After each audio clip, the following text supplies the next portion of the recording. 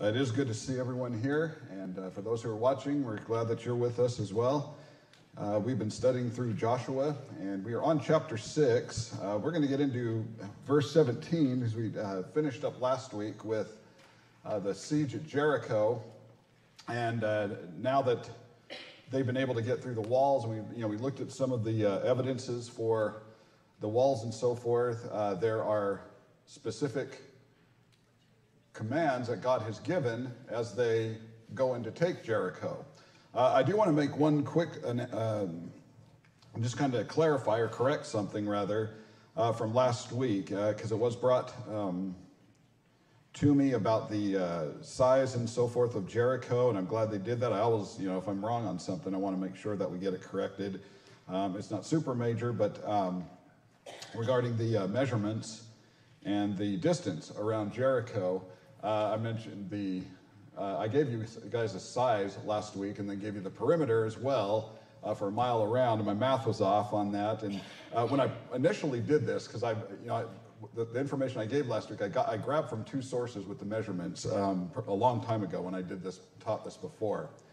And how I didn't catch it and how someone didn't catch it between them, I don't know, but it was caught last week. And so anyway, the measurements that I gave you wouldn't have been a mile around there. So I did some checking this week and some more modern day measurements and so forth. And I got this from a couple of different places as far as the perimeter. Now the measurements, that were probably different, and they probably said this let me give you why they changed the measurements probably, or how they account for them. But the parameter around Jericho is about 1.24 miles. So about 1.25 miles around there. So it's a little bit more than even a mile around now. Now the measurements, I'm guessing, and I don't know for sure, don't want to put words in anyone's mouth, but if you notice with the army of who the Israelites were, measuring it right up against the wall is going to be obviously different than spreading it out and walking around a little bit of a distance from there. Now, I don't know why, if that was the reason why they accounted for it, but still it would have been off. But nonetheless, the perimeter around Jericho is about 1.25 miles, 1.24 miles. And I got that from a couple of different sources that have gone back and, which really, it makes it impressive when you think about, just the distance in that final day, marching around it 7 times for that long, and then watching the walls fall outward, not inward, and so that we know that they went in and took this. That brings us to verse 17 of chapter 6. And this is, when, God always makes his way clear, doesn't he? There's not anything that we see in the Bible, any command that God has ever given where he leaves us just wondering, what do you mean by this? Now, there are some where he pulls back and he gives us some flexibility as to how to carry out those commands. And we see that with the Great Commission, don't we? Go into all the world and preach the gospel. Well, how do we do that? There's a lot of different vessels that we can use, a lot of different roads we can use in getting people the gospel. But there are some where he is very specific with his commands. And that was the case with Jericho. He says, I want, you think if, on that last day, marching around that city, if they, you think after a couple of times, after a few miles, I don't know if how many have walked a few miles, you go to theme parks and you walk probably a number of miles, it gets tiring. And then you think of, they're carrying things on top of that. They're marching in order on top of that. And, you think a couple times around, they might have just said, well, why can't we just stop? Well, what would have happened? Would they have gone far enough? The only way they were ever going to have this happen is if they followed God's commands. And so God made it clear, this is what I want you to do, marching around. And if you do this, the walls will fall. So they did that. But then he gives them another command and says, okay, now I want you to go in and you spare Rahab.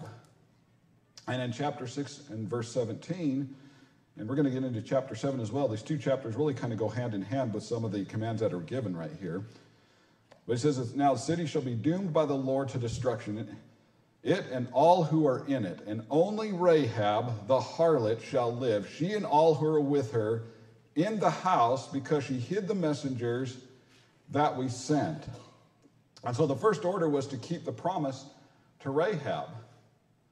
And that's what they're expected to do. But I want to, you pause right here, and you probably heard people compare this to people who are in the church. There's only one house in all of Jericho that was to be saved, wasn't it? Everyone else, he said, that they had instruction to destroy every other person that was there, except for those who were in her house. You notice, there have been a couple of times that we see in Scripture where that same kind of command applies, isn't it? You look at look all the way back at the Passover, and the only ones that were going to be saved, what did they do? Blood on the post. And if your blood was not on the post, it didn't matter who you were, what was going to happen? You're going to be destroyed, or your firstborn was going to be destroyed. And so we say, okay, well, there's a structure, and there were specific commands with that. You look at the ark in Noah's day. Who are going to be the ones saved? Those who are in the ark. Can you imagine when that rain came, like what everyone must have been thinking, or just listening, being inside of that ark, knowing what the commands were, and knowing that there were people just screaming and banging on the outside, just what was happening on the outside of that ark. But he said only those who were in the ark were going to be saved. And then you look at Jericho, and only those who are going to be in the house of Rahab were going to be saved. In fact, they told them, when we read this a little earlier, those who are outside of that house, if she's harmed in any way, the blood's on us. But if they're not in that house, if they're in that house, that blood's on our hands. But if they're not in that house, that blood's on your hands. You're responsible for that. And you think that is just, such a commonality with, with how God sets his boundaries with what he expects. You look at you look at today, if you want to make modern day application to it, those who are in the church. And I'm going to look at this a little bit next hour, but only those who are in the church are the ones that are going to be saved. The religious world is up in arms about that, isn't it? The fear of the Lord is the beginning of wisdom. So Rahab did what she did because she was afraid of the Lord. Absolutely. And she hid the spies because of it. So she wasn't saved by works. She was saved because of her fear of the Lord. Because of her faith. And we see that in Hebrews chapter 11 as well, that talks about that. And so this is, but you look at just, God said, okay, if you're in here and you do what I command you to do. And we looked last week about the church. We can't just join something. There's something that we have to do, and it's the Lord who saves us, isn't it? Noah didn't save himself in that ark. He was saved because God said, you go in there and I'll save you. The people who put the blood on the post didn't save themselves. They did exactly what God commanded, and they were saved. Rahab, same thing. Us in the church today. People, constantly will badger the church of Christ. And thinking, well, you're the only ones going to heaven. Well, you know what? Noah was the only one that was, that was safe. Rahab was the only one that was safe there. And so there are examples that we are given that God, in which God is very clear in the way that he says. And then you look at verse 22 and 23. Joshua had said to the two men who had spied out the country, go into the harlot's house, and from there bring out the woman and all that she has, as you swore to her. And the young men who had been spies went in and brought out Rahab, her father, her mother, her brothers, and all that she had. And so they brought out all her relatives and left them outside the camp of Israel. So they didn't just get them outside the house when they were going through all of this and just, trying to work around them. They pulled them out and got them to safety. And made sure that they were safe, made sure that they were outside of there. How interesting that must have been for her family. How humbling and sobering it must have been to know that they were saved because of this. You look at verse 25. I said, Joshua spared Rahab, the harlot, her father's household, all that she had, so she dwells in Israel to this day, at the day that this was written, because she hid the messengers whom Joshua sent to spy out Jericho. And then, so Rahab's taken care of. Well, what else can we take? Or what else do we leave? Or what do we do after this? Well, we look at verse 18, and the instructions continue. When you go back and look at this, as you, by all means, abstain from the accursed thing. I'm going to hit that in just a second here. You, by all means, abstain from the accursed things, lest you become accursed when you take of the accursed things, and make the camp of Israel a curse, and trouble it. But all the silver and gold, and vessels of bronze and iron, are consecrated to the Lord, and they shall come into the treasury of the Lord. So there were things that they were to leave alone, and there were things that they were to, things that they were just to leave and not do anything with. He didn't want anything done. You look at verse 21, and it says they utterly destroyed all that was in the city, both men and women, young and old, ox and sheep and donkey with the edge of the sword. And so let's pause right there. What was the accursed thing? You know what that word means? When you look at this, very interesting when you look at this in the Hebrew, because there are two different words accursed in that passage. The first one is the Hebrew word sherem, and it means that which is banned. And so you're under the ban of common use. And so what he's telling them right there is he says, okay, there are certain things right here that are banned from taking. And the second accursed, in fact, let's go back and take a look at that. It says, you means abstain from the accursed things. So the things that are banned, that's cherem, right there. Lest you become accursed when you take of the accursed things, okay? So that third one right there, accursed things, and make the camp of Israel a curse. All of that means banned right there, cherem. But there's a different word for accursed. And this is very important when you start looking at what the command of the Lord was. And this is why it is, we really want to get this right. It says, by all means, abstain from the accursed things, lest you become accursed. And that word right there, accursed, and looking at the Hebrew word for that, it's very similar, but it's not cherem. The word is cheram, and it means utterly destroyed. And what he's saying is you don't take anything that has been, that is banned, anything that the Lord says you are not to take. And if you do take that, you're going to be destroyed for it. And that's what that's the whole context of what he's telling him. And he says, so you're not destroyed when you take of the accursed things, the banned things, and make the camp of Israel a curse or banned and trouble it. Does that make sense? That is really a harsh statement right there. Why though, are there certain items, do you think, that they were not to take?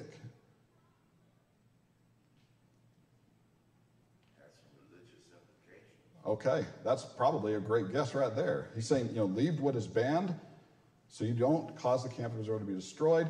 The things that are left, a lot of that, what kind of people are we dealing with right here? Who were the Canaanites, or who was in Jericho? Someone said something over there. They were idolatrous. Think of all the different things that idolatry has it must have been very tempting to take it. And as we're going to look, there was someone that actually did that. But that's what the accursed things, it was the things that are banned. But you look at all, the pagan practice, they were into pagan worship. And a lot of the things that they had right there and that they had made were for religious purposes. The pagans were very religiously minded, but they had such a corrupt, vile, despicable religion that was so anti-God of Israel, and they were into all sorts of other practices. And he says, you leave certain things, but then he says there's other things that you can take and put into the treasury. Why the silver? Why the gold? Why the vessels of all of these? That's one probable. In fact, these vessels of gold probably weren't used at that point for making these. Remember, they had, they would melt them down, they would use these molds, they would, make these statues and so forth. Not only that, but they would make coins. Now, the coins are going to come into play in chapter 8, or chapter 7, rather, because someone took those coins. But if you're familiar with ancient coins, it's very interesting to think why something like that would have been banned as well. Because with these coins, a lot of the times, the coins are a great tool to look at a certain culture and see what they were like. I mean, you look at our coins, right? What do we have on the front of most of our coins? Presidents. We also have a certain phrase on the front of our coins. In God we trust. So they know we're a religious nation, don't we? They know that we had presidents. They know we had, and if they study about our politics, they know that we have different presidents. I mean, it's not always the presidents, but most of the time. And then on the back, what does it have? Say that again? Different symbols? DJ, what are you going to say? Okay. There are different symbols, buildings that tell people about our culture, right? And coins really do tell a great deal about us. You look at that, you look at the year of that coin, and you can tell, okay, well, they were sophisticated, at least in that year, right? All the way back, because we were able to mint all of these different things. Well, that's how it was back then. Those coins that they would make told a great deal about them, and a lot of the time, they would put their false gods on these coins, and they would use them as currency, and they would trade them and give them to people as they would come in, and that's how they would, and so it was very telling with who these people were, with these coins, with these different statues, with so many different things that were used for these religious purposes. Well, you get a vessel of gold or vessel of silver or whatever the case might be, and well, that can just be, that can be used for something else. So it's interesting when you look at why they might have done what they did. And that also plays, when you look at verse 24, look at what they did to the rest of the city. It says they burned the city and all that was in it with fire, and only the silver and gold and the vessels of bronze and iron they put into the treasury of the house of the Lord. And Joshua spared Rahab the harlot. And so we see this, that they burned everything else in the city. Now, here's where it gets really interesting. This is why archaeology plays a really neat part in this. When they found Jericho, they actually found they found on the west side, I think it was, they found a layer of ash. The first ones who actually found it found a layer of ash and debris up to 3 feet thick. And Kenyon, who remember was the first one, wrote in her findings, the destruction was complete. The walls and floors were blackened or reddened by fire. So this all corroborates the Bible, which is really neat when you think about it. It says every room was filled with fallen bricks, timbers, household utensils. In most rooms, the fallen debris was heavily burned. But the collapse of the walls of the eastern rooms seemed to have taken place before they were affected by the fire. Now, they found jars that were full of grain when they went in there to excavate this thing initially, which was really, which tells us that, number one, it was harvest time, because there would be no other way to, get these full vessels full of this. But, and it's also interesting when you think of what the command was, that you take the gold and the silver, but what happens to everything else? You leave it, right? Then you burn down the town. Now, they weren't going to every vessel and trying to set that on fire. They were just setting fires to burn down Jericho, which is what happened. That's why they found all the burnt ash and so forth. But when they went in there, they had found these canisters or jars that were sealed, that were full to the top with wheat and grain. And one of the things to really consider, and makes it interesting, is that, when the Egyptians would attack, in fact, when a lot of people would attack, what do you think they did with all the goods that they found in the city? They took them. When they plundered, they knew how to do it. They would wipe it clean and take everything. But why would they leave the grain? Because that's not what God told them to do. And Joshua was very particular about this. God said, you can take the metal, this gold and the silver, that's all that he said to take. In fact, when the Egyptians took the grain, one of the reasons why they would take it is that this wheat could be used for money or for trading, and it was of value. And that's one of the reasons why they took it. But they left it behind. And so all of this, corroborates what Joshua, or this account with Joshua, and with what was happening. You look at the last couple of verses in chapter 6. It says, Joshua charged them at that time, saying, cursed be the man before the Lord who rises up and builds this city Jericho. And he shall lay its foundation with his firstborn, and with his youngest he shall set up its gates. And so the Lord was with Joshua, and his fame spread throughout all the country. People knew that the Israelites were now in town. They had come, and they knew why and what they were going to be doing. Which also, when you consider all of the accounts, Jericho's interesting in that when you look at Jericho, it's probably been rebuilt a couple of times in different places. Jericho's mentioned in the New Testament, but it's not in the same location as this Jericho right here. And they had never, they've preserved it over time. But he says, those who want to build on this again, let them be accursed. And so Jericho's location has moved around over the course of time. But you look at Joshua, the only way he would have been victorious is to do things exactly how God said to do them. And so there was the warning that was given to them. But what happens then when God's commands are not met completely?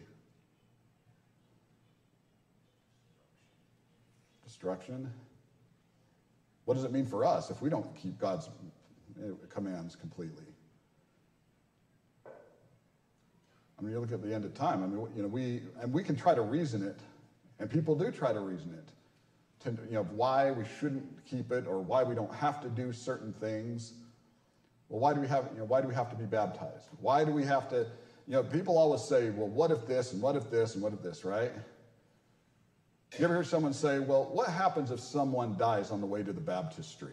You ever hear someone ask that? Well, they love that question. The faith-only crowd, they love it. What happens if, a person is or on their way to the building or even going up that aisle and they have a heart attack? And they use this to try to cause a lot of confusion because they know, well, you're saying they have to be baptized. I say they only have to, invite Jesus in their heart or to say a prayer or that's it. And they can say that prayer and, just be safe. But what happens? Well, what are we told? Or they try to throw kinks into it, like what if, and it's really, a lot of these questions that people ask are so ambiguous, and they really have no merit at all. But what if Eve didn't take of the fruit? What then? Well, where would we be? Doesn't matter. Because she did take of the fruit, right? We can say what if all day long with that one. What if someone does die on the way to the baptistry? You ever know anyone who actually did die on the way to the baptistry? I don't. What happens if they're up in the baptistry and they have a heart attack before they go down into that one? You ever know someone like that and they just didn't do that? I guess. Yeah, I guess you hurry and do it.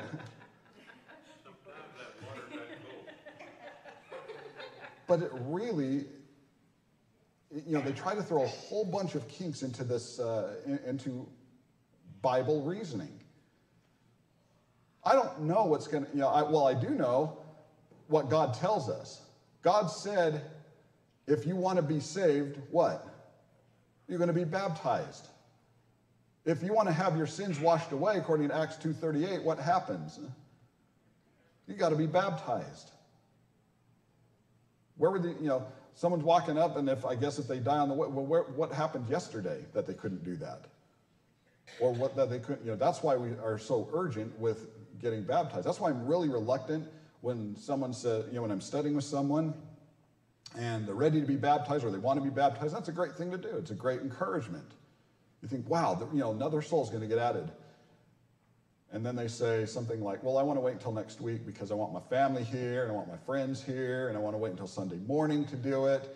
And why Sunday morning? So everybody can see, what happened? Where's the urgency? That's, it's amazing. It's great to see someone who feels they need it so fast and so right now that they get it because they don't want to think what will happen if they're not around tomorrow, that they're willing to go to the freezing cold baptistry here or a freezing cold swimming pool over at Jim's house. They are willing to go down into that water and, we try to make it quick when we do that because we do, sympathize that it is cold. But they know and they get it. They haul a load of sin behind them, and the only way to get rid of it is to go into the water. So I don't think, that's the way it was with me.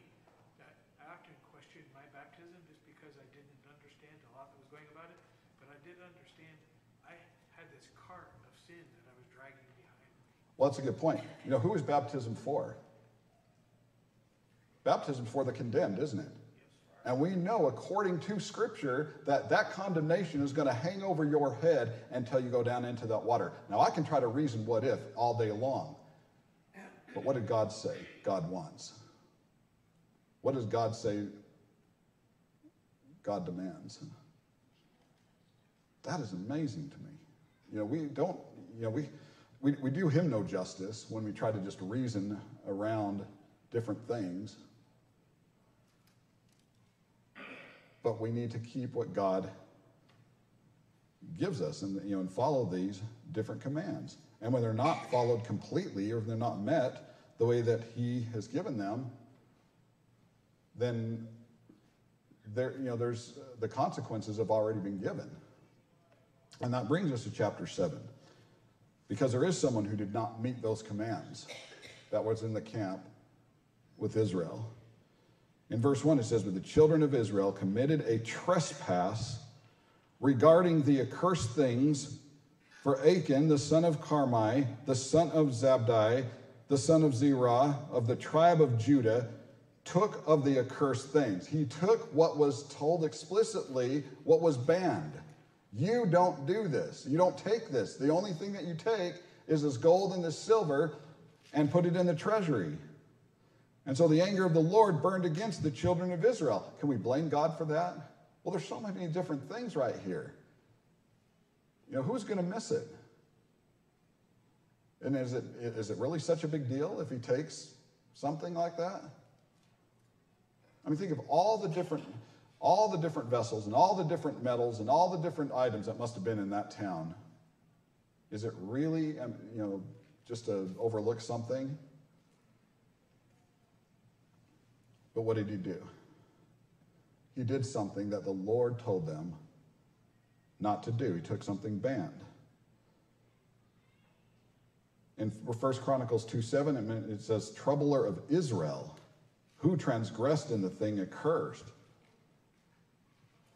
Why, it stifles me. Why did he now decide to defy God? You think of this. Achan did everything up to this point. He followed Israel. He followed Joshua. He went across the Jordan with everyone else. Likely he was circumcised with everyone there, getting ready and, moving forward. And now he chooses to defy a command like this. I just, you don't get it with some people. And it was going to cost him. And it always is going to cost. We think that we can keep things from God, right? It's never like that. I can keep things from other people.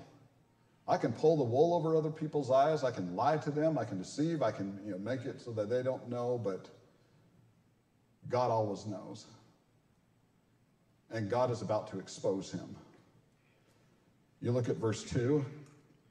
It says, now Joshua sent men from Jericho to Ai, which is beside Beth-aven, on the east side of Bethel, and spoke to them, saying, so now they're done with Jericho, and now they're starting I should have showed you a map right here. Maybe I'll try to show that next week, to show these campaigns of where they were headed with going into Canaan.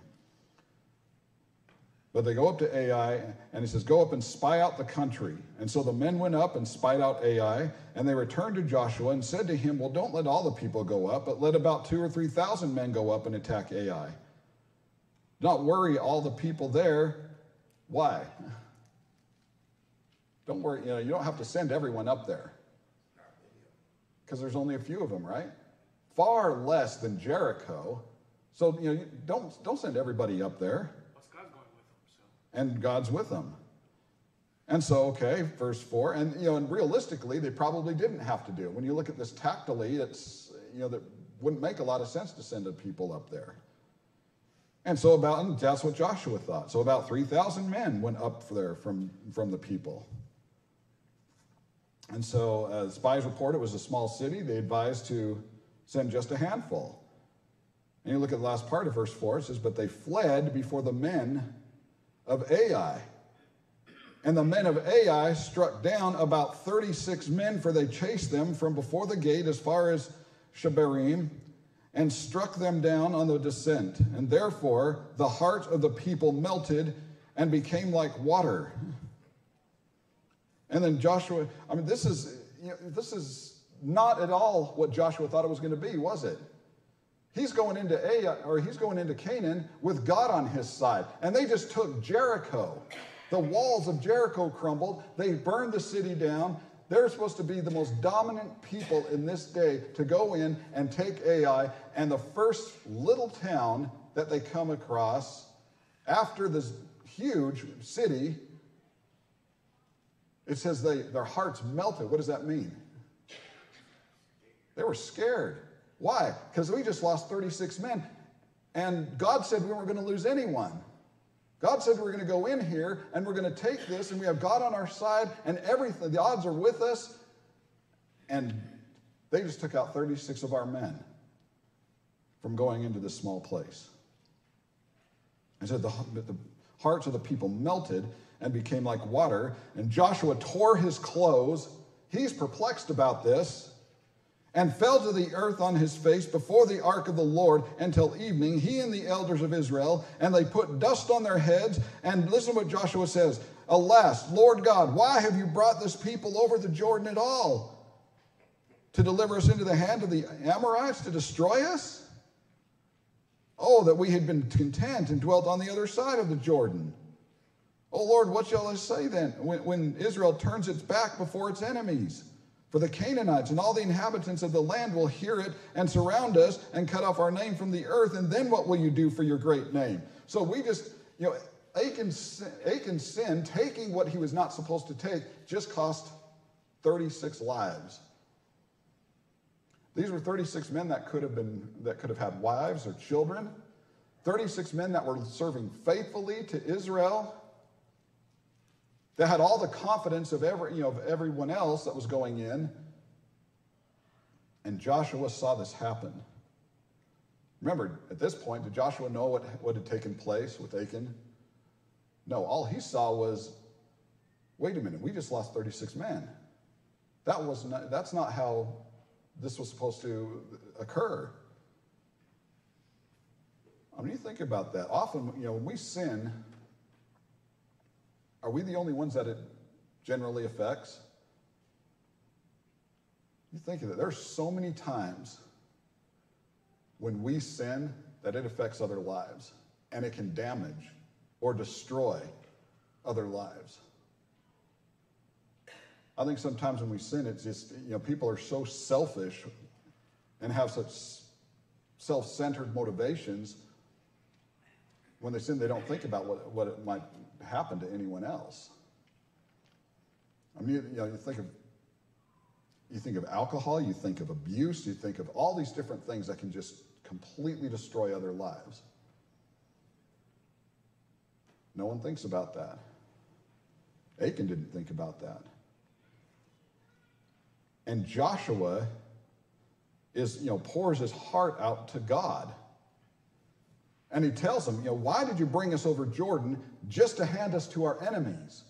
You got us all the way over here. You got us through the wilderness. You got us over Jordan. You got us through Canaan. Now we come to this place that where I only have to send a handful of people, or should, and they killed 36 of my men. Why did you bring us over just to hand us to our enemy?